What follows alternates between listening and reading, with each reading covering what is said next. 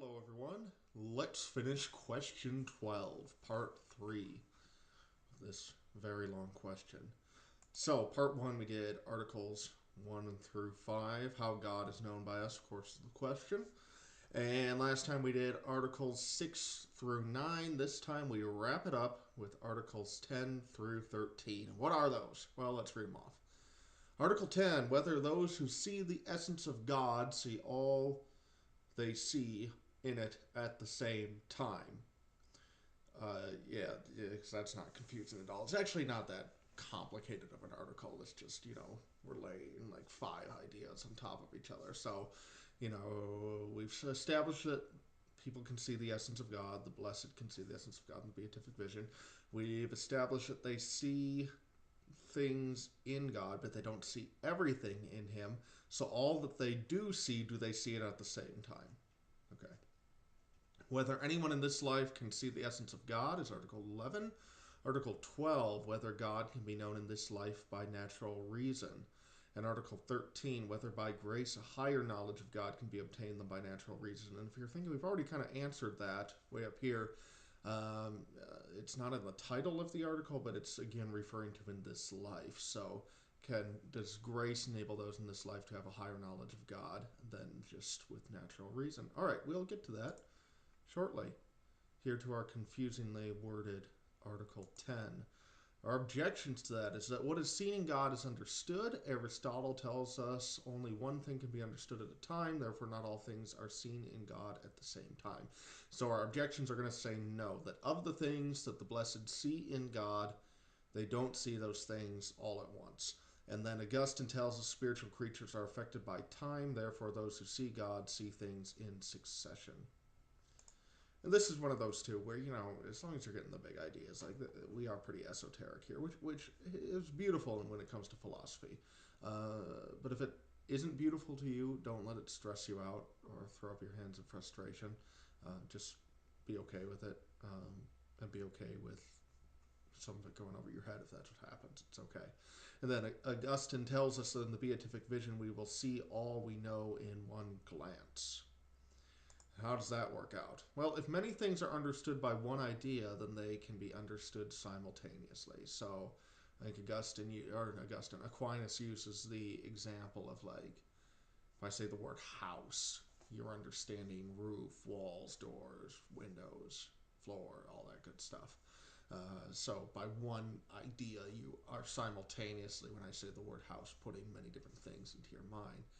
So, by wrapping all those different ideas of wall, floor, door, roof, windows into one word, house, we put all those ideas into your mind simultaneously. And since all things all things that are seen in God are not seen on their own, but are seen by God's essence, they are understood simultaneously. So God is essentially, to all the things seen in Him, He's like house. The relationship between the word house to door, floor, etc., is the same as the relationship between God and whatever is seen in Him. He is the idea box, if you will. That's a weird metaphor. Anyway, reply to 1. Many things can be understood by one idea, so we already kind of answered that in the article. And then spiritual creatures know things they see on their own successfully. It's like the angels, the things they encounter naturally they encounter by the mode of aviternity, which we talked about before. If you're not sure what aviternity is, that was a couple questions ago. And but what they see in God, they see simultaneously because of what was in the argument. All right. Article 11. Whether anyone in this life can see the essence of God. Probably not. In Genesis 32:30, Jacob says he saw God face to face. Numbers 7:8 says God spoke to Moses mouth to mouth. Augustine says we judge things according to divine truth. This implies knowledge of God in this life. And things that are in the soul by their essence are seen by the intellect. God is in our soul by His essence, therefore we see Him in this life. Okay. I kind of scratched my head a bit at that last one, but we'll move on. Exodus 33:20 says no one can see God and live, so much for that idea. Argument. The mode of knowing is directly tied to a creature's knowledge. Our nature in this life is corporeal, therefore we know only according to matter, and then since God's essence is beyond the corporeal, it's out of our grasp in this life. Jacob did not see God's essence, but a similitude representing God. And then this was a miraculous working by God and will be explained more fully later in the Summa. Well, much later, because the reference that's given there is like segunda, secunde, second part, the second part in some late question in there. So we get to that follow up in a couple of years, and by then none of us will remember that that was an issue here. So for now, we'll just roll with it. Reply to 3. Just as we see things by the sun without seeing the substance of the sun in this life, we see and know things by God without seeing God's essence. So that takes care of resolving the discrepancy with what Augustine's saying. And then God is in the soul of the blessed by his essence only, but in ours by essence, presence, and power. We talked about that in question 8, article 3. The distinction on that is not very clear to me, but neither Aquinas or our commentary from Father Garrigou Lagrange bothered to clear it up, so I guess we just roll with it. Whether God can be known in this life by natural reason. And this one surprised me because the answer is yes. I was expecting a big resounding no. It makes sense once we get through the article.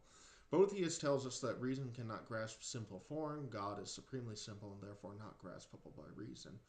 Imagination is required to know something by natural reason, and God is unimaginable, therefore, which is beyond the limits of our imagination. And therefore, he cannot be known by reason. And then another head scratcher, I guess I'm getting one of these per article.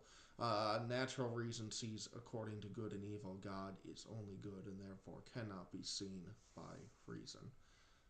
Again, I don't quite understand by natural reason sees according to good and evil. I think it means natural reason sees things imperfectly.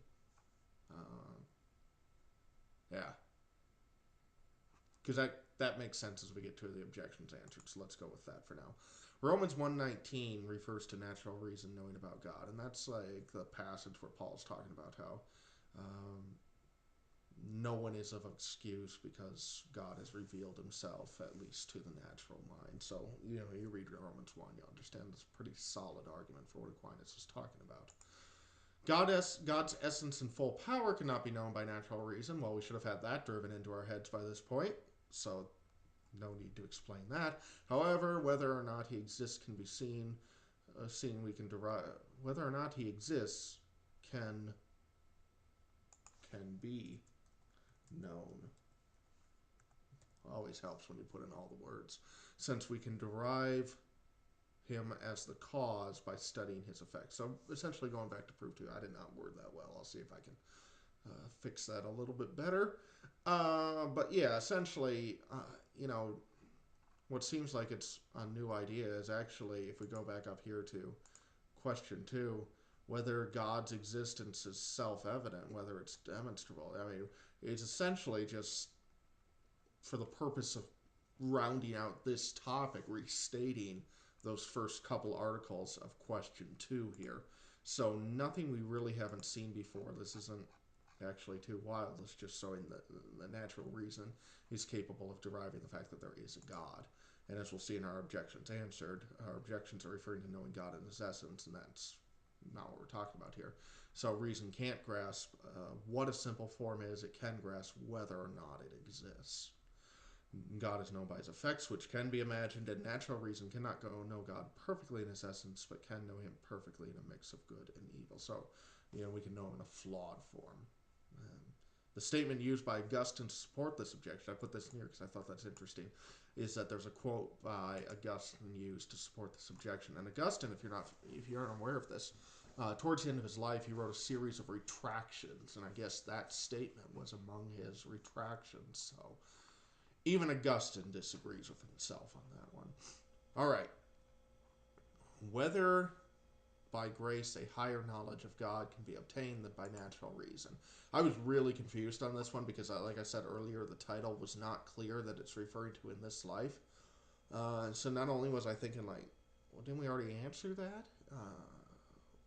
But I was just very confused. But so it makes sense if you're reading this. You have to understand it's referring to in this life does grace give us a further knowledge of God than we can achieve by natural reason? And then it's all very obvious. Our objections are going to say Dionysius says that whoever is united to God in this life still does not know him. So, no. Both natural reason and knowledge from grace require equal imagination for knowing, and grace unites us to God by faith, but faith is not knowledge. 1 Corinthians 2:10 says that God has been revealed to those with grace beyond natural reason. And natural reason works by knowledge of sensible objects combined with intelligible reasoning about those objects, and grace assists both of these. It can give a clearer image, sensible image, like a vision, image of God in a vision, like Isaiah had, or Aquinas cites the dove coming down at the baptism of the Lord as being an image given by grace that is especially helpful then in understanding God. And then the grace can also provide greater intellectual powers to understand those images. Nothing too outside the box once we understand what this article is talking about, which probably everyone else did. I must have just been having a dense minute or two. All right. We cannot know what God is in this life even by grace. We can't know his essence. Therefore, he remains unknown, yet by grace we draw closer to a full knowledge of him than by reason. So just because we still can't know his essence doesn't mean that there isn't a difference between knowing God in this life by grace and knowing God by natural reason. And Aquinas gives the example, of course, of the Trinity in this one, is that a lot of what we are saying about God in this first treatise is stuff we can know by natural reason. We can, we start with the 5 proofs, and we reason from God's effects that there must be this divine being. There must be this being that we call God. And then using a lot of reason, we can, abstract that, okay, this being must be immutable, it must be infinite. And so a lot of what we're doing in this treatise is by natural reason, and not exclusively or anything, but a lot of it is. And then in the treatise on the Trinity, which is going to start in question 27, then we kind of transition to, okay, we're still using natural reason, but it's natural reason founded on knowledge given by divine revelation. So, given by grace. So there's a difference there. And that's actually a very good demonstration of what he's talking about here. And then grace can be strengthened, or can strengthen the imagination beyond the powers of natural reason. And faith directs the intellect toward the knowledgeable or the knowable object. So even though it is not itself knowledge, it points us in that direction. All right, one more to go in the issue of how God exists. So next time we talk about the names of God, and then we move into the back half of the treatise on the one God of the divine operations. So question 13, another long one. I might try and do that in 2 parts. We'll see how it goes. I think it's 12 articles. So if it's only 12, I might try and do it in 2 parts. But we'll just see how dense they are and everything. And then after that, we move on to divine operations. All right. I will be back in a couple days then with question 13. So enjoy your Aquinas, study hard, or just listen to me jabber on about it. Either way works. I'll talk to you later. Goodbye.